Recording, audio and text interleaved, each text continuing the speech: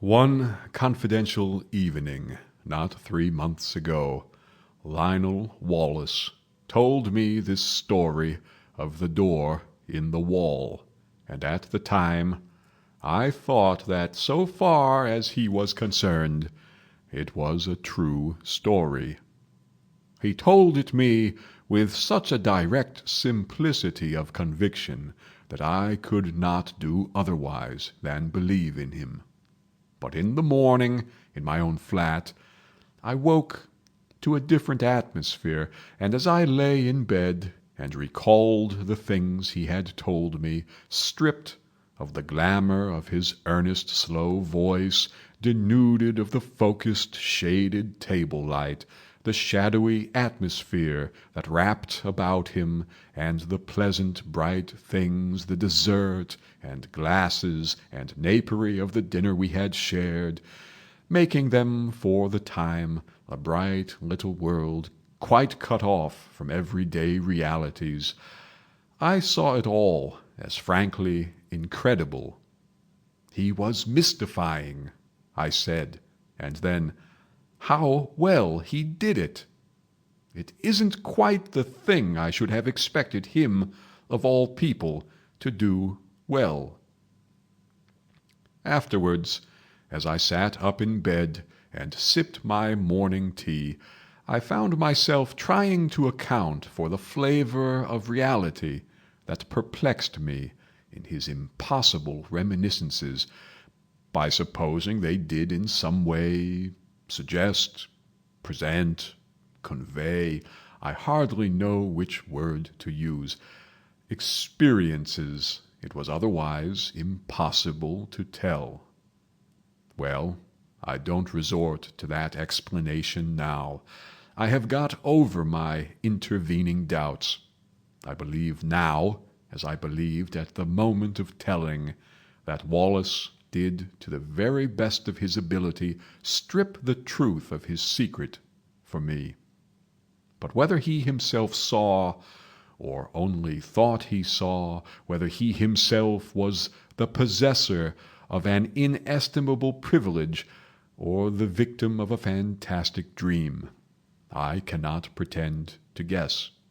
Even the facts of his death, which ended my doubts forever, throw no light on that. That much the reader must judge for himself. I forget now what chance comment or criticism of mine moved so reticent a man to confide in me. He was, I think, defending himself against an imputation of slackness and unreliability I had made in relation to a great public movement in which he had disappointed me. But he plunged suddenly. "I have," he said, "a preoccupation. I know," he went on, after a pause that he devoted to the study of his cigar ash, "I have been negligent. The fact is, it isn't a case of ghosts or apparitions, but it's an odd thing to tell of, Redmond. I am haunted. I am haunted by something that rather takes the light out of things, that fills me with longings." He paused, checked by that English shyness that so often overcomes us when we would speak of moving or grave or beautiful things. "You were at St. Athelstan's all through," he said, and for a moment that seemed to me quite irrelevant. "Well," and he paused.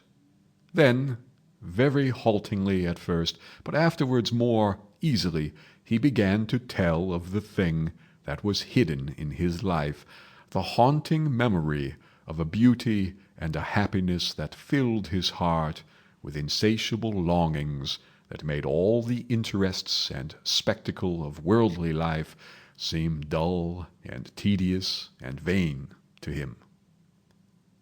Now that I have the clue to it, the thing seems written visibly in his face. I have a photograph in which that look of detachment has been caught and intensified. It reminds me of what a woman once said of him, a woman who had loved him greatly. "Suddenly," she said, "the interest goes out of him. He forgets you. He doesn't care a rap for you, under his very nose." Yet the interest was not always out of him, and when he was holding his attention to a thing, Wallace could contrive to be an extremely successful man. His career, indeed, is set with successes. He left me behind him long ago. He soared up over my head and cut a figure in the world that I couldn't cut. Anyhow, he was still a year short of 40, and they say now that he would have been in office and very probably in the new cabinet if he had lived. At school he always beat me without effort, as it were by nature.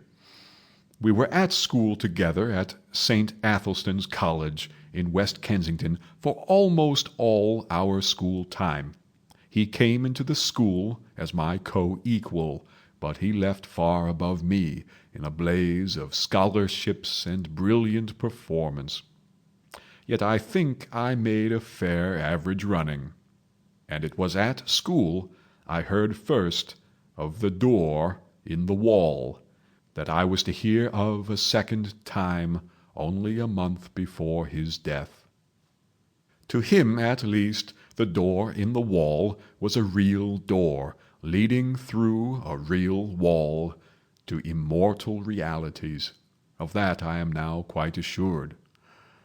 And it came into his life early, when he was a little fellow between 5 and 6.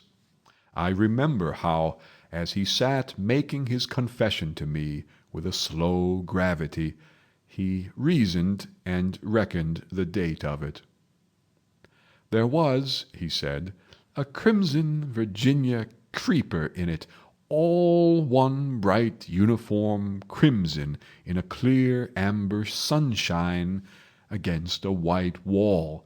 That came into the impression somehow, though I don't clearly remember how, and there were horse-chestnut leaves upon the clean pavement outside the green door.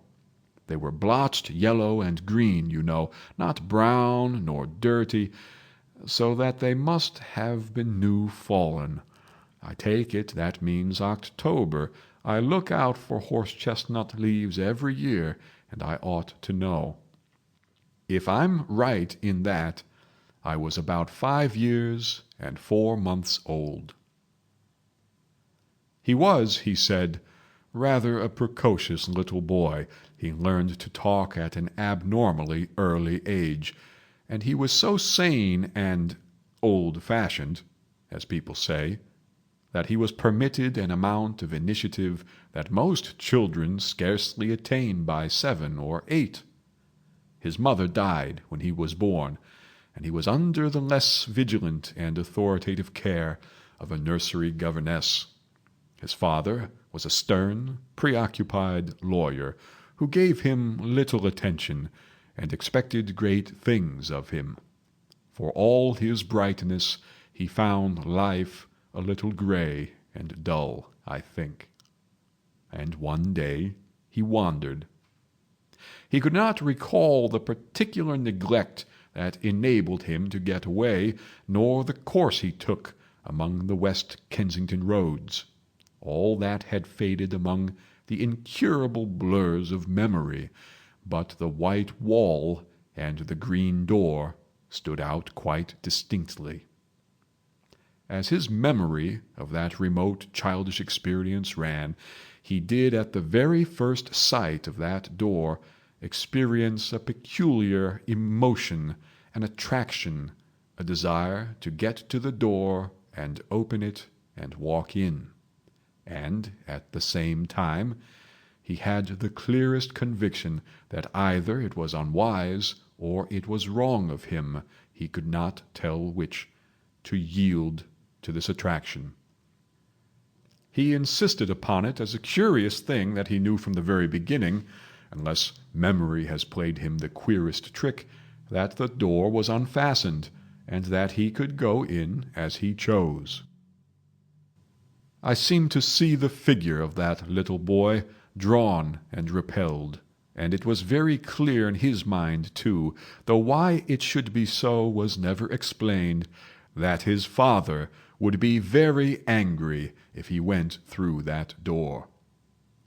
Wallace described all these moments of hesitation to me with the utmost particularity. He went right past the door, and then, with his hands in his pockets, and making an infantile attempt to whistle, strolled right along beyond the end of the wall. There, he recalls, a number of mean, dirty shops, and particularly that of a plumber and decorator, with a dusty disorder of earthenware pipes, sheet-lead ball taps, pattern books of wall-paper, and tins of enamel. He stood, pretending to examine these things, and coveting, passionately desiring, the green door. Then, he said, he had a gust of emotion. He made a run for it, lest hesitation should grip him again. He went plump with outstretched hand through the green door, and let it slam behind him. And so, in a trice, he came into the garden that has haunted all his life. It was very difficult for Wallace to give me his full sense of that garden into which he came. There was something in the very air of it that exhilarated, that gave one a sense of lightness and good happening and well-being. There was something in the sight of it that made all its colour clean and perfect and subtly luminous. In the instant of coming into it one was exquisitely glad, as only in rare moments, and when one is young and joyful, one can be glad in this world. And everything was beautiful there. Wallace mused before he went on telling me. "You see," he said, with the doubtful inflection of a man who pauses at incredible things, "there were 2 great panthers there, yes, spotted panthers, and I was not afraid. There was a long, wide path with marble-edged flower borders on either side, and these 2 huge velvety beasts were playing there with a ball. One looked up and came towards me. A little curious, it seemed. It came right up to me, rubbed its soft round ear very gently against the small hand I held out, and purred. It was, I tell you, an enchanted garden. I know. And the size, oh! It stretched far and wide, this way and that. I believe there were hills far away. Heaven knows where West Kensington had suddenly got to. And somehow it was just like coming home. You know, in the very moment the door swung to behind me, I forgot the road with its fallen chestnut leaves, its cabs and tradesmen's carts. I forgot the sort of gravitational pull back to the discipline and obedience of home. I forgot all the hesitations and fear, forgot discretion, forgot all the intimate realities of this life. I became in a moment a very glad and wonder-happy little boy in another world. It was a world with a different quality, a warmer, more penetrating and mellower light, with a faint, clear gladness in its air and wisps of sun-touched cloud in the blueness of its sky. And before me ran this long, wide path, invitingly, with weedless beds on either side, rich with untended flowers, and these 2 great panthers. I put my little hands fearlessly on their soft fur, and caressed their round ears and the sensitive corners under their ears, and played with them, and it was as though they welcomed me home. There was a keen sense of home-coming in my mind, and when presently a tall, fair girl appeared in the pathway and came to meet me, smiling, and said, "Well?" to me, and lifted me and kissed me and put me down, and led me by the hand, there was no amazement, but only an impression of delightful rightness, of being reminded of happy things that had in some strange way been overlooked. There were broad steps, I remember, that came into view between spikes of delphinium, and up these we went to a great avenue between very old and shady dark trees. All down this avenue, you know, between the red-chapped stems, were marble seats of honour and statuary, and very tame and friendly white doves. And along this avenue my girl friend led me, looking down. I recall the pleasant lines, the finely modelled chin of her sweet kind face, asking me questions in a soft, agreeable voice, and telling me things, pleasant things I know, though what they were I was never able to recall. And presently a little capuchin monkey, very clean, with a fur of ruddy brown and kindly hazel eyes, came down a tree to us and ran beside me, looking up at me and grinning, and presently leapt to my shoulder. So we went on our way in great happiness." He paused. "Go on," I said. "I remember little things. We passed an old man musing among laurels, I remember, and the place gay with paroquets, and came through a broad shaded colonnade to a spacious cool palace full of pleasant fountains, full of beautiful things, full of the quality and promise of heart's desire. And there were many things and many people, some that still seem to stand out clearly and some that are a little vague, but all these people were beautiful and kind.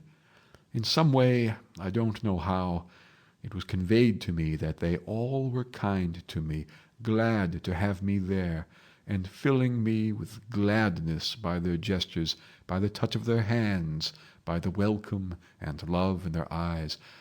Yes." He mused for a while. "Playmates I found there. That was very much to me, because I was a lonely little boy. They played delightful games in a grass-covered court where there was a sundial set about with flowers, and as one played, one loved. But it's odd, there's a gap in my memory. I don't remember the games we played. I never remembered. Afterwards, as a child, I spent long hours trying, even with tears, to recall the form of that happiness. I wanted to play it all over again, in my nursery by myself. No, all I remember is the happiness and two dear playfellows who were most with me. Then presently came a sombre dark woman with a grave pale face and dreamy eyes, a sombre woman wearing a soft long robe of pale purple, who carried a book and beckoned and took me aside with her into a gallery above a hall, though my playmates were loath to have me go, and ceased their game and stood watching as I was carried away. "Come back to us," they cried. "Come back to us soon." I looked up at her face, but she heeded them not at all. Her face was very gentle and grave. She took me to a seat in the gallery, and I stood beside her, ready to look at her book as she opened it up upon her knee. The pages fell open. She pointed, and I looked, marvelling, for in the living pages of that book I saw myself. It was a story about myself, and in it were all the things that had happened to me since ever I was born. It was wonderful to me, because the pages of that book were not pictures, you understand, but realities. Wallace paused gravely, looked at me doubtfully. "Go on," I said. "I understand." "They were realities, yes, they must have been. People moved, and things came and went in them. My dear mother, whom I had near forgotten, then my father, stern and upright, the servants, the nursery, all the familiar things of home. Then the front door and the busy streets with traffic to and fro. I looked and marvelled, and looked half doubtfully again into the woman's face, and turned the pages over, skipping this and that, to see more of this book, and more, and so at last I came to myself, hovering and hesitating outside the green door in the long white wall, and felt again the conflict and the fear. "And next?" I cried, and would have turned on, but the cool hand of the grave woman delayed me.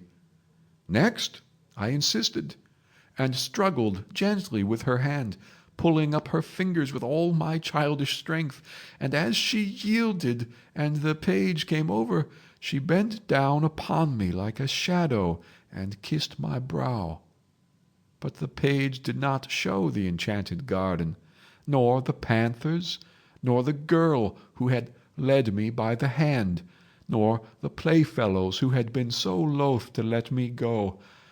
It showed a long grey street in West Kensington, on that chill hour of afternoon before the lamps are lit, and I was there, a wretched little figure, weeping aloud for all that I could do to restrain myself.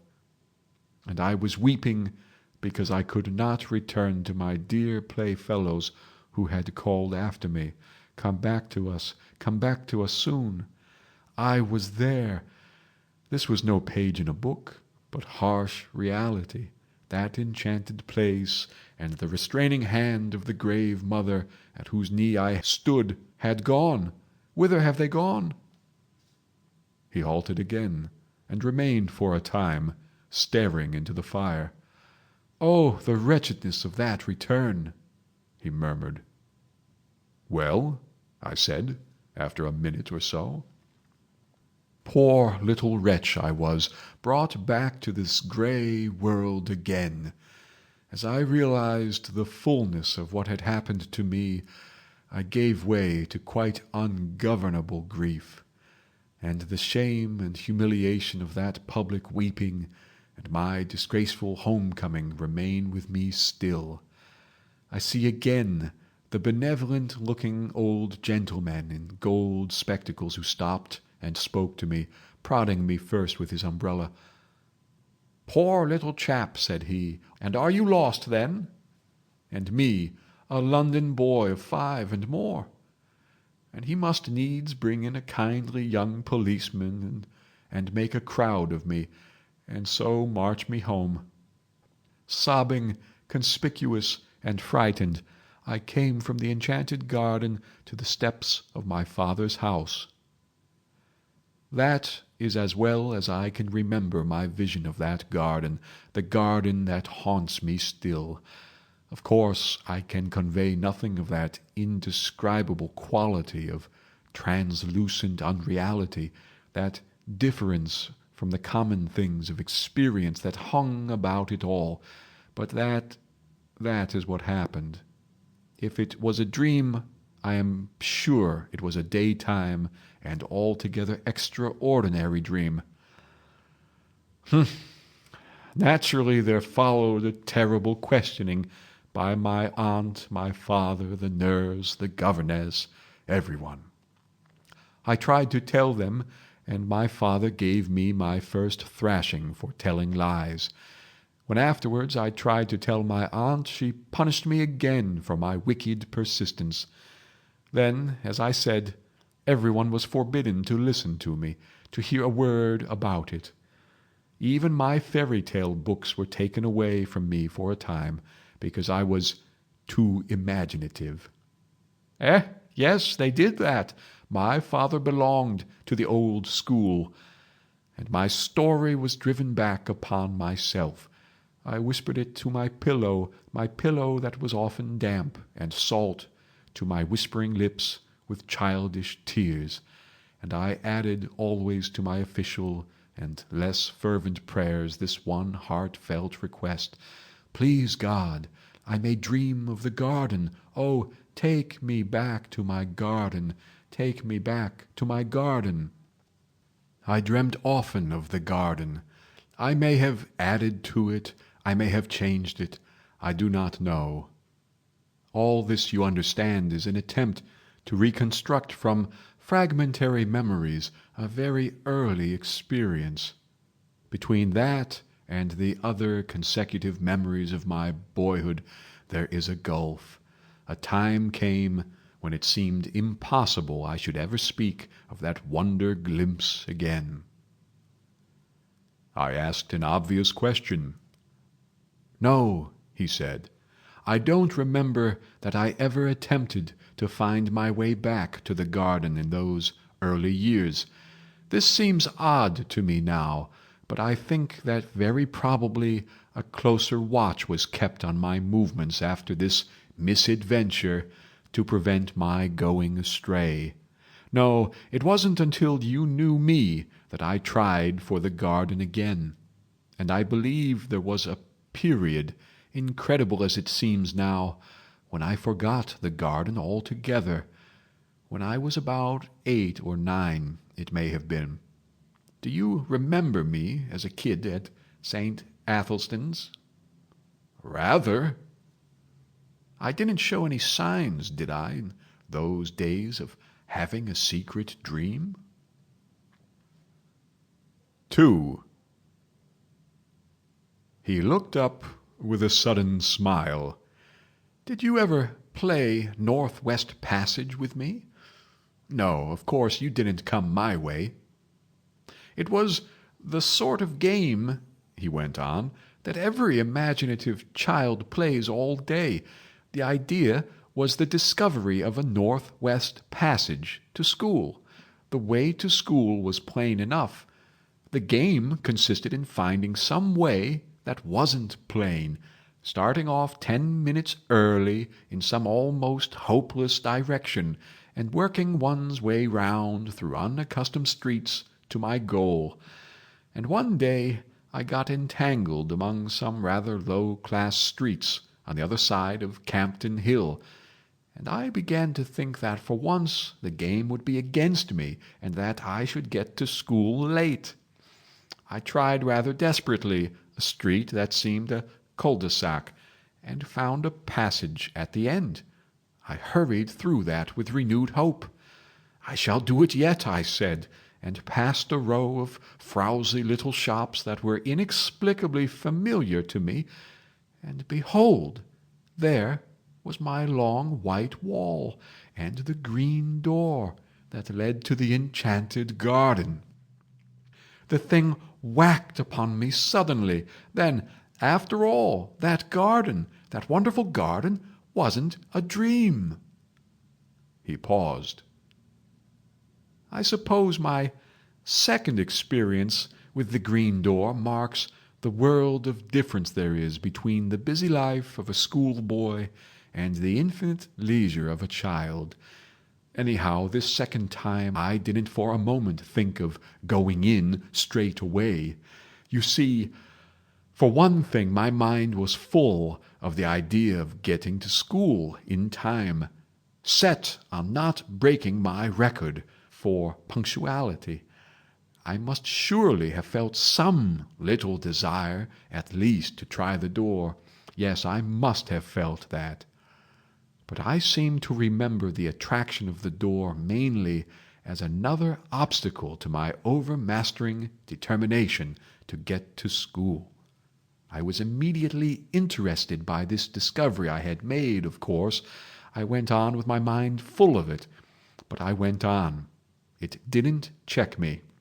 I ran past, tugging out my watch, found I had 10 minutes still to spare, and then I was going downhill into familiar surroundings. I got to school, breathless, it is true, and wet with perspiration, but in time. I can remember hanging up my coat and hat. Went right by it and left it behind me. Odd, eh?" He looked at me thoughtfully. Of course, I didn't know then that it wouldn't always be there. Schoolboys have limited imaginations. I suppose I thought it was an awfully jolly thing to have it there, to know my way back to it. But there was the school tugging at me. I expect I was a good deal distraught and inattentive that morning, recalling what I could of the beautiful strange people I should presently see again. Oddly enough, I had no doubt in my mind that they would be glad to see me. Yes, I must have thought of the garden that morning just as a jolly sort of place to which one might resort in the interludes of a strenuous scholastic career. I didn't go that day at all. The next day was a half-holiday, and that may have weighed with me. Perhaps, too, my state of inattention brought down impositions upon me and docked the margin of time necessary for the detour. I don't know. What I do know is that in the meantime the enchanted garden was so much upon my mind that I could not keep it to myself. I told, what was his name? A ferrety-looking youngster we used to call Squiff. Young Hopkins, said I. Hopkins it was. I did not like telling him. I had a feeling that in some way it was against the rules to tell him, but I did. He was walking part of the way home with me. He was talkative, and if we had not talked about the enchanted garden, we should have talked of something else, and it was intolerable to me to think about any other subject, so I blabbed. Well, he told my secret.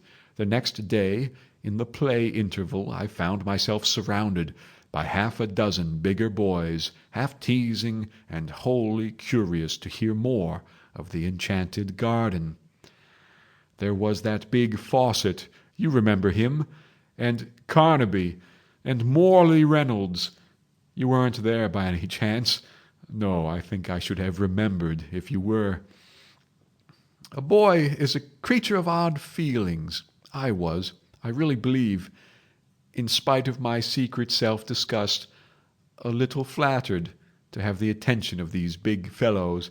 I remember particularly a moment of pleasure caused by the praise of Crawshaw. You remember Crawshaw Major, the son of Crawshaw the composer, who said it was the best lie he had ever heard. But at the same time there was a really painful undertow of shame at telling what I felt was indeed a sacred secret. That beast Fawcett made a joke about the girl in green. Wallace's voice sank with the keen memory of that shame.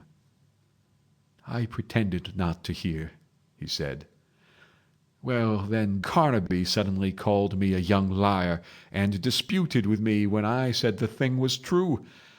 I said I knew where to find the green door, could lead them all there in 10 minutes.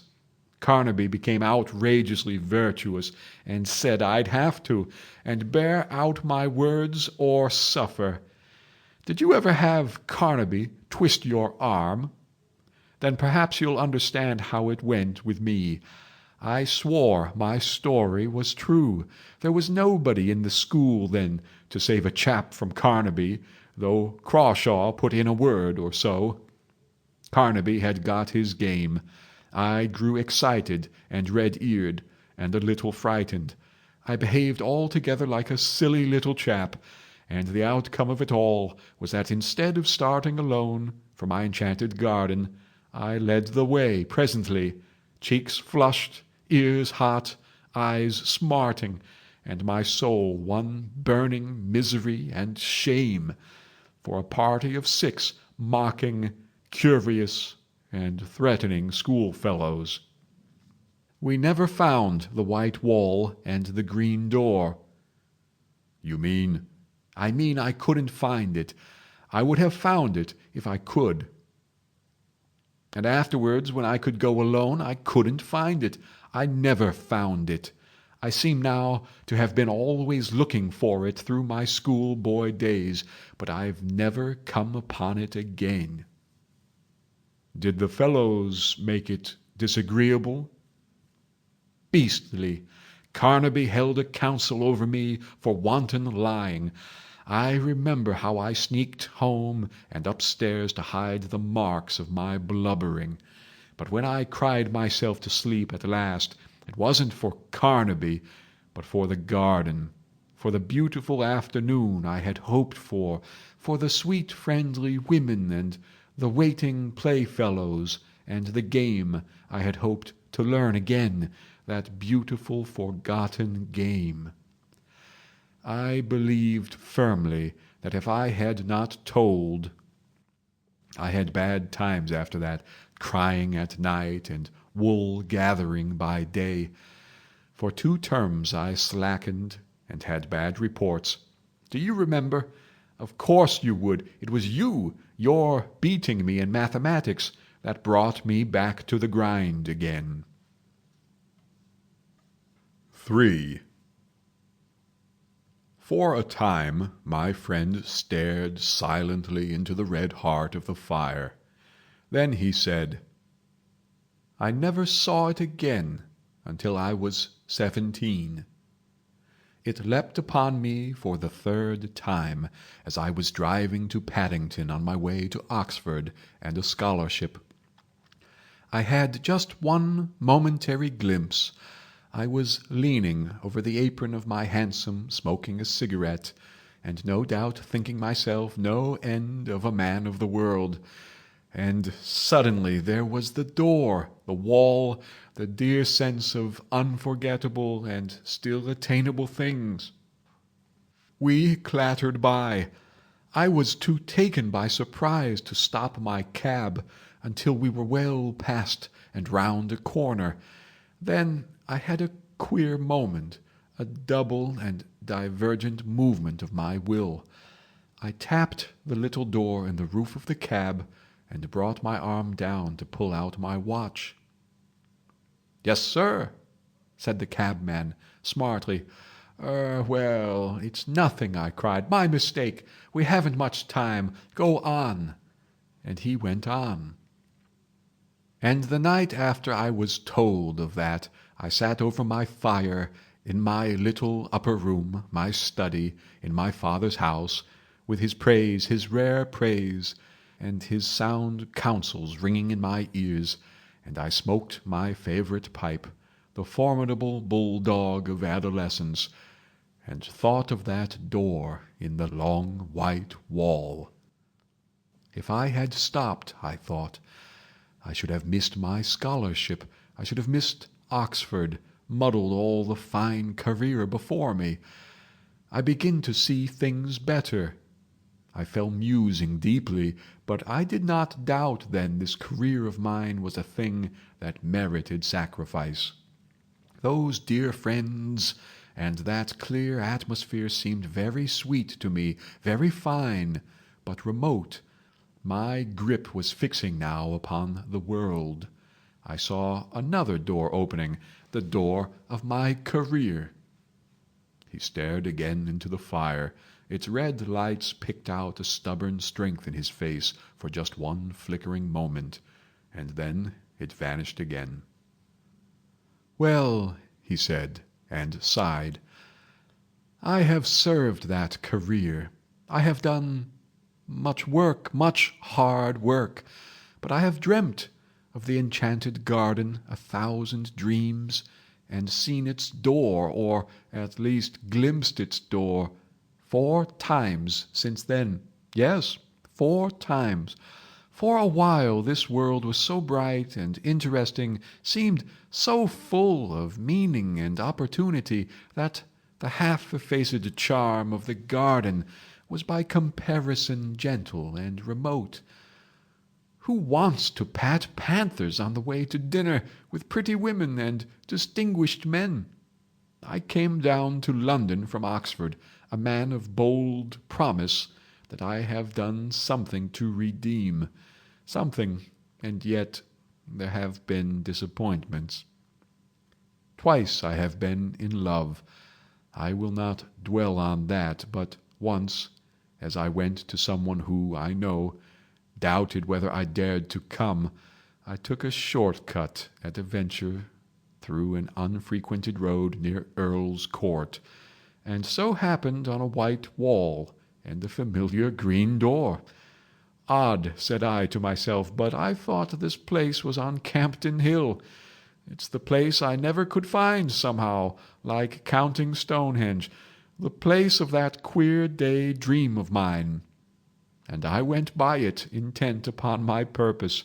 It had no appeal to me that afternoon. I had just a moment's impulse to try the door. 3 steps aside were needed at the most, though I was sure enough in my heart it would open to me, and then I thought that doing so might delay me on the way to that appointment in which I thought my honour was involved. Afterwards I was sorry for my punctuality.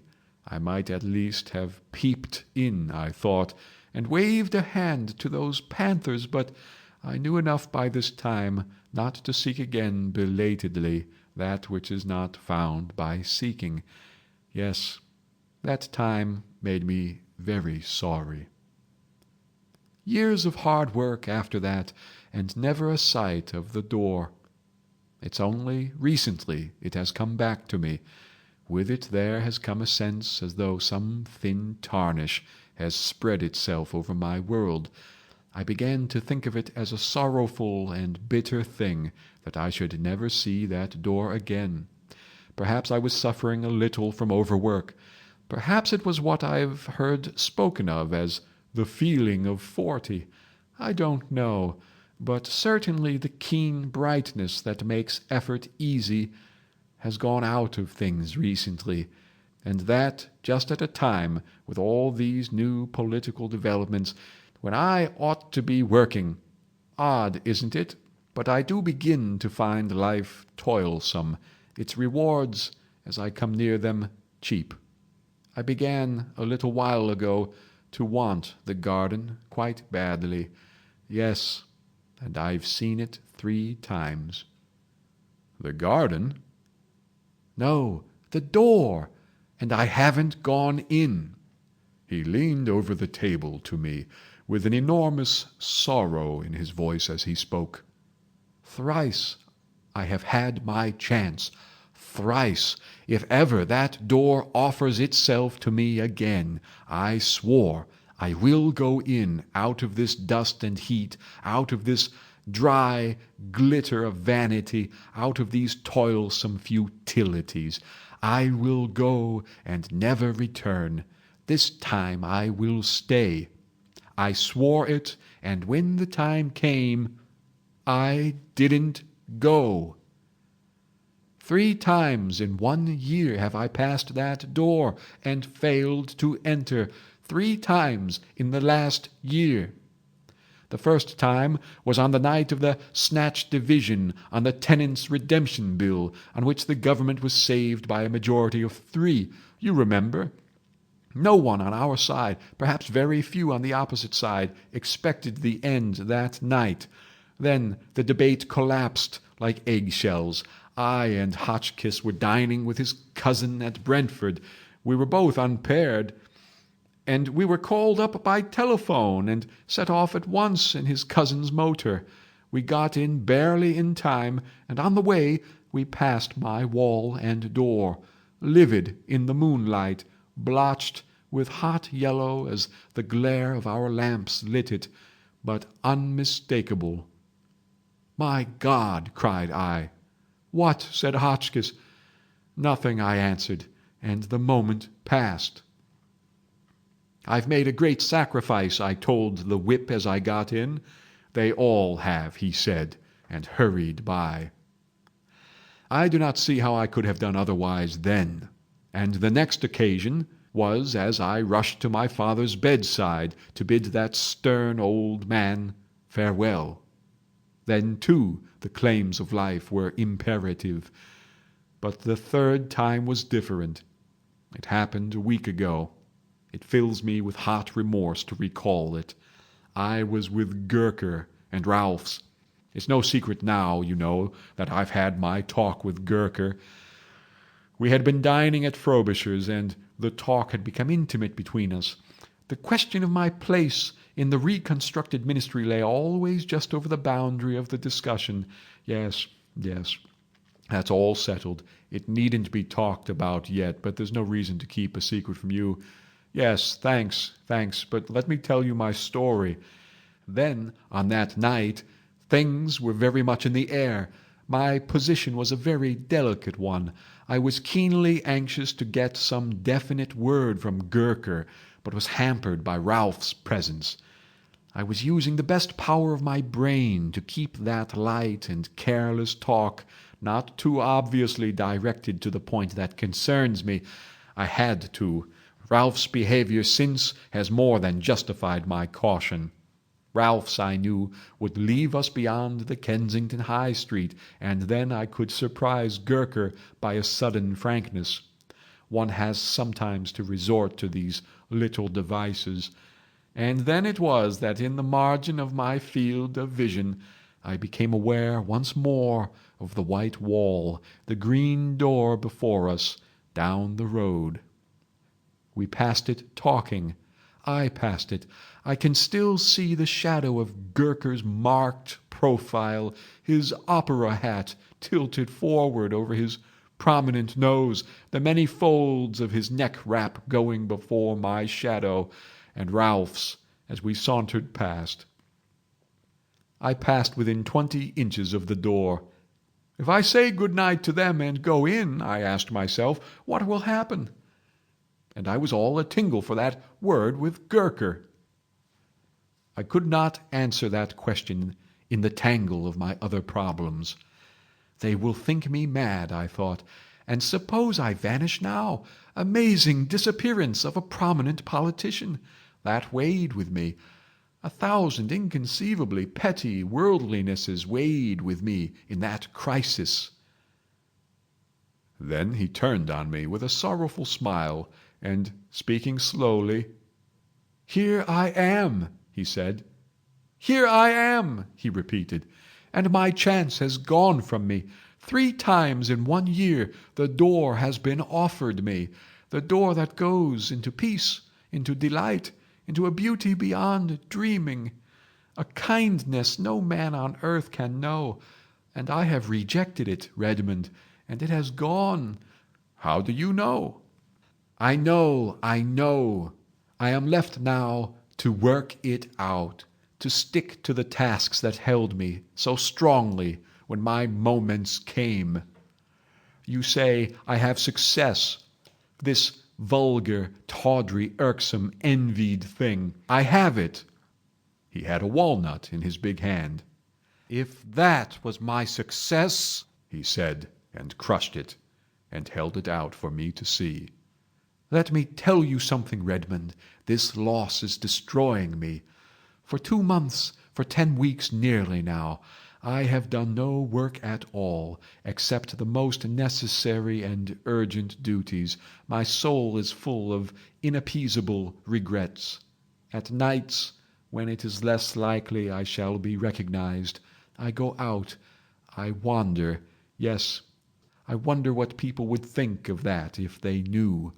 A cabinet minister, the responsible head of that most vital of all departments, wandering alone, grieving, sometimes near audibly lamenting, for a door, for a garden." 4.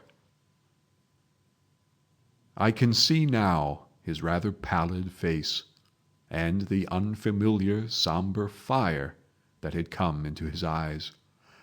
I see him very vividly tonight.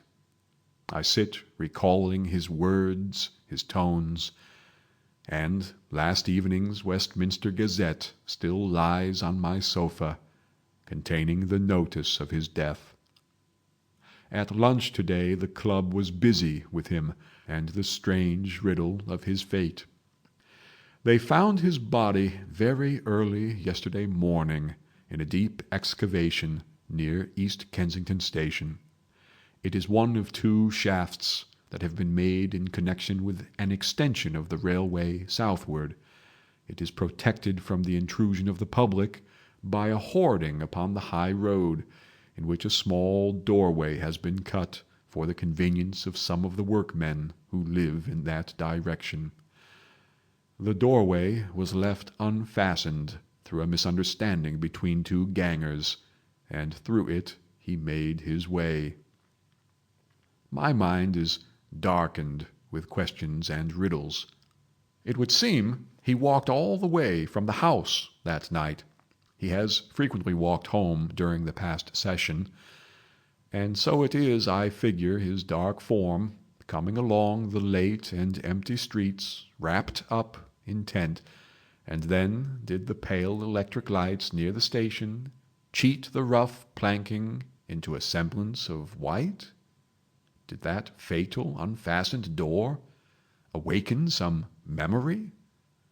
Was there, after all, ever any green door in the wall at all? I do not know. I have told his story as he told it to me. There are times when I believe that Wallace was no more than the victim of the coincidence between a rare but not unprecedented type of hallucination and a careless trap. But that indeed is not my profoundest belief. You may think me superstitious if you will, and foolish, but indeed I am more than half convinced that he had in truth an abnormal gift and a sense, something, I know not what, that in the guise of wall and door offered him an outlet, a secret and peculiar passage of escape into another and altogether more beautiful world. At any rate, you will say, it betrayed him in the end. But did it betray him? There you touch the inmost mystery of these dreamers, these men of vision and the imagination. We see our world fair and common, the hoarding and the pit. By our daylight standard, he walked out of security into darkness, danger, and death. But did he see like that?